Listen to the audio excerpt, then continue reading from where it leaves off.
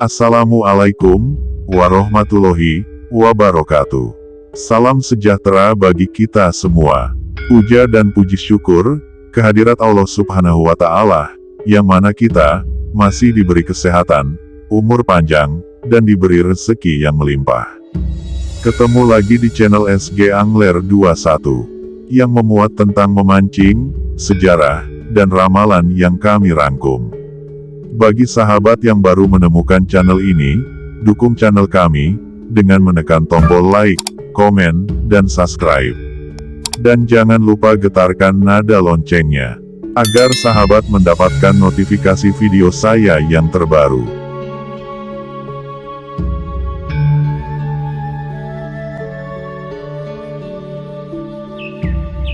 Sebentar lagi Ratu Adil akan datang. Entah mengapa di sela-sela hiruk-pikuk kampanye pemilihan presiden tiba-tiba ungkapan itu muncul kembali. Di berbagai media sosial, gosip itu meluas.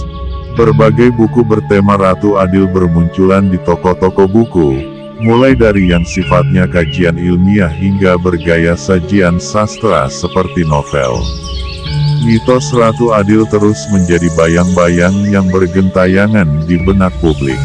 Sudahlah Ratu Adil tak ada, dia tak akan datang. Lagi pula kita tidak butuh Ratu Adil, kita hanya butuh hukum yang adil, tutur mendiang budayawan W.S. Rendra dalam banyak forum perbincangan. Impian akan datangnya Ratu Adil, kata dia, merupakan impian yang muncul akibat kuatnya represi sehingga keadilan dan kesejahteraan di masyarakat yang menghilang. Suasana terasa sumpek karena hanya berisi keculasan. Budaya dan sistem sosial terasa tak berguna karena hanya menyajian kerendahan selera. Zaman masuk dalam situasi paradoks atau Kaliyuga. Di tengah impitan zaman itu muncullah sosok pemimpin yang memerankan dirinya layaknya juru selamat, Imam Mahdi, atau Mesiah. Klaim yang paling lazim dikenal publik adalah adanya sosok seorang Ratu Adil. Sosok ini datang dari negeri antah berantah, dan tak jelas benar apa rekam jejaknya, tapi anehnya rakyat secara luas percaya tanpa perlu sibuk menelisiknya. Sejarawan Universitas Indonesia, Muhammad Iskandar, mengatakan bila mitos Ratu Adil sampai sekarang masih terus eksis, itu jelas bukanlah hal yang aneh. Sebab, di samping kesengsaraan rakyat masih meluas, kepercayaan akan ada sosok pemimpin yang menjadi juru selamat itu sudah ada semenjak dahulu kala. Bukan hanya itu, kepercayaan terhadap sosok pemimpin yang seperti ini sudah semenjak ratusan lalu hampir merata ada di semua wilayah. Di setiap wilayah, terutama di Jawa Raya, hampir semua punya sosok Ratu Adil meski berbeda-beda ekspresinya. Di Jawa Tengah dan Jawa Timur selalu yang menjadi aktor itu adalah sosok yang berasal dari kalangan priayi atau bangsawan.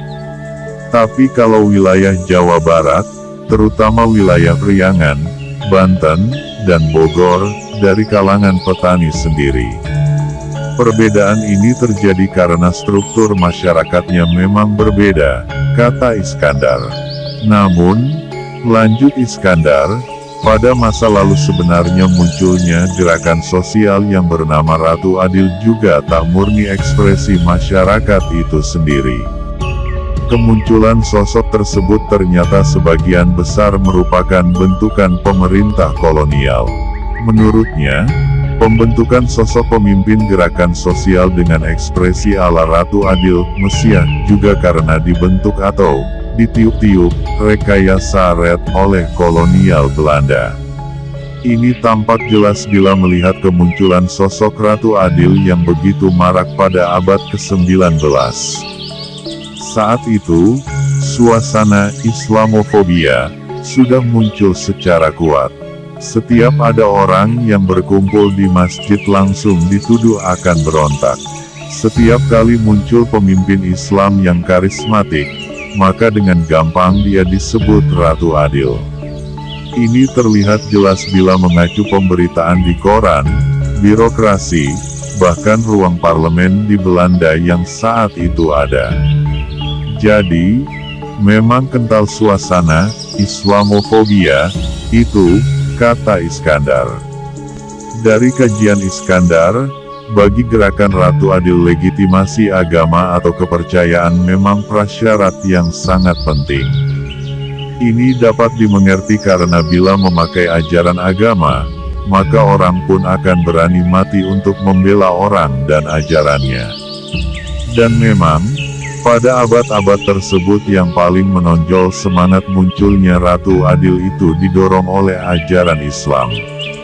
Akibatnya, pihak kolonial akan selalu memasang mata curiga bila ada orang Islam yang punya pengikut banyak. Lalu, dari mana asal-usul mitos Ratu Adil? Untuk menjawabnya, ada sebuah tulisan hasil wawancara mendiang Prof. Dr. H. Muhammad Rashidi dalam majalah Prisma edisi I tahun 1977. Menurut Rashidi, harapan akan datangnya seorang juru selamat itu merupakan gejala kemanusiaan yang umum. Orang berada dalam penderitaan atau tekanan yang tak tertahankan, akan mengharapkan datangnya seseorang yang bisa membebaskannya dari penderitaan itu. Nama juru selamat itu berbagai macam, bisa saja Mesia, Ratu Adil, Al-Masih, atau Imam Mahdi. Sejak ribuan tahun sebelum Masehi, gejala ini sudah berkembang di kalangan bangsa Yahudi. Semula mereka mempunyai kerajaan besar yang kemudian ditaklukkan oleh bangsa lain. Mereka ingin kerajaan itu kembali melalui tangan seorang juru selamat. Perjanjian Lama memang meramalkan datangnya Mesias itu walaupun ada beberapa keterangan yang berbeda-beda. Ada yang mengatakan, Mesias akan datang dari keturunan Nabi Daud, yang mengembalikan kebesaran kerajaan Daud dahulu, ujar Rashidi yang juga mantan menteri agama itu. Namun, ada juga yang mengatakan, Mesias itu dilahirkan secara supernatural oleh seorang wanita. Oleh karena itu, ketika Isa dilahirkan dan menjadi nabi pada usia 30 tahun, banyak orang yang berharap agar ia memainkan peran sebagai Mesias, dalam arti penyelamat yang akan membebaskan bangsanya dari penindasan bangsa lain. Kalau perlu, menggunakan kekerasan. Namun, Nabi Isa menolak melakukan peran itu. Ia menganggap dirinya bertugas menyelamatkan domba-domba Israel dari kebangkrutan rohaniah, bertindak semacam pembaru bagi agama Yahudi. Ia mulai kebangun rohani dalam agama yang semakin legalistis dan mekanistis itu.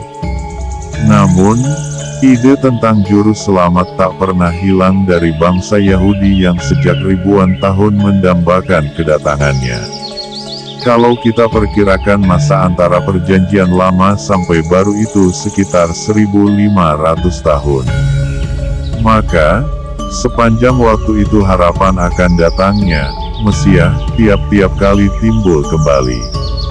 Kemudian, bagaimana sosok Al-Masih dan Imam Mahdi dalam Islam? Mengupas soal ini, Rashidi menyatakan perkataan Mesias berasal dari bahasa Ibrani, Masiah. Dalam bahasa Arab disebut Al-Masih. Arti sebenarnya adalah orang yang diusap dengan minyak kasturi. Perkataan Latin Christos sebenarnya juga terjemahan dari Masiah itu.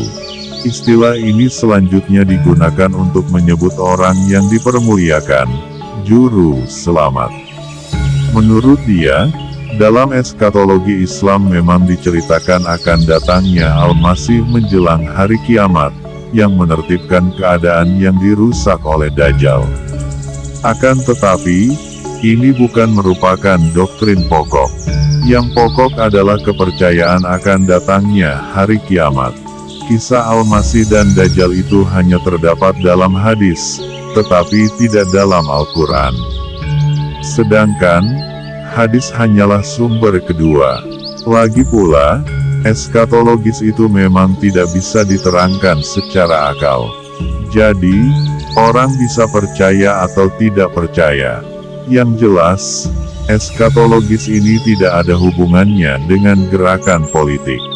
Gerakan mesianis dalam Islam tidak timbul karena eskatologis ini, tetapi oleh konsep lain tentang Imam Mahdi, katanya. Konsep Imam Mahdi sendiri mula-mula timbul sesudah kacaunya soal kekhalifahan sejak Utsman bin Affan. Ali bin Abi Thalib yang menggantikan kedudukannya kemudian terbunuh oleh kaum Khawarij. Hussein anak Ali yang menuntut kekhalifahan, juga terbunuh dalam perang Karbala. Maka, para pengikutnya kemudian mengangkat anak Ali yang lain, yang bukan keturunan Fatimah binti Muhammad Muhammad al-Hanafiyah. Ia dijuluki Imam Mahdi, yang berarti, pemimpin yang mendapatkan petunjuk Tuhan. Sejak itu ide tentang Imam Mahdi bermunculan di dunia Islam. Ini terjadi di Maroko, Spanyol, Tunisia, dan juga Sudan. Gerakan ini umumnya timbul sebagai perlawanan terhadap penguasa yang dianggap zalim atau terhadap kekuasaan asing, kata Rashidi. Kalau begitu, masihkah perlu menunggu datangnya Ratu Adil? Demikianlah ulasan admin sampaikan. Wassalamualaikum warahmatullahi wabarakatuh.